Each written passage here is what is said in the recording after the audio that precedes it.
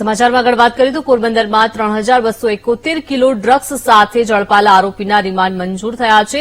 કોર્ટે આરોપીઓના 5 દિવસના રિમાન્ડ મંજૂર કર્યા છે. એનસીબી આરોપીઓને કોર્ટમાં રજૂ કર્યા હતા. આરોપીઓના રિમાન્ડમાં અન્ય ખુલાસા થવાની શક્યતા છે. સ્થાનિક કક્ષાએ સંડોવાયેલા લોકોની વિગત સામે આવે તેવી પણ શક્યતા. આજે જજ પોલીસ સ્ટેશનમાં કોર્ટ ઇન્વેન્ટરી કરશે. તો પોરબંદરમાં 3271 કિલો ડ્રગ્સ સાથે આરોપીઓ ઝડપાયા હતા અને આજે આરોપીઓના રિમાન્ડ મંજૂર થયા છે. કોર્ટે આરોપીઓના 5 દિવસના રિમાન્ડ મંજૂર કર્યા છે.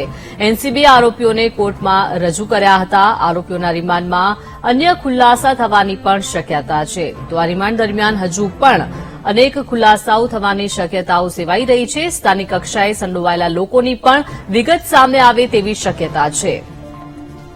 તો પોરબંદરમાં જે 3271 કિલો ડ્રગ્સ ઝડપાયું હતું અને આ ડ્રગ્સ સાથે આરોપીઓને પણ ઝડપી પાડવામાં આવ્યા હતા. જે આરોપીઓના રિમાન્ડ મંજૂર થયા છે. કોર્ટે આરોપીના 5 દિવસના રિમાન્ડ મંજૂર કર્યા છે. રિમાન્ડ દરમિયાન અનેક પૂછપરછ કરવામાં આવશે.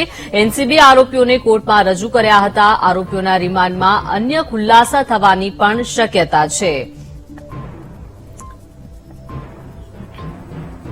વધુ માહિતી મેળવીએ સંવાદદાતા જીતેશ પાસેથી. જીતેશ, પોરબંદરમાં જે ડ્રગ્સ ઝડપાયું હતું અને ડ્રગ્સ સાથે આરોપીઓ પણ ઝડપાયા હતા જેના રિમાન્ડ મંજૂર થયા છે, શું વિગત?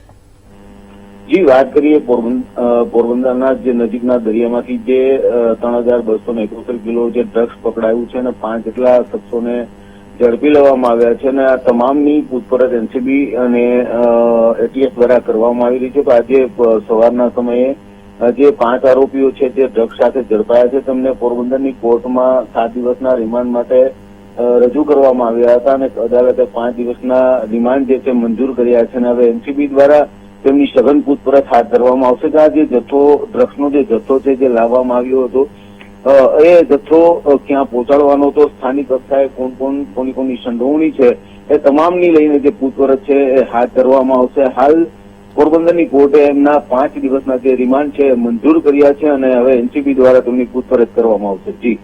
જી આભાર જીતેશ, સમગ્ર વિગત આપવા બદલ.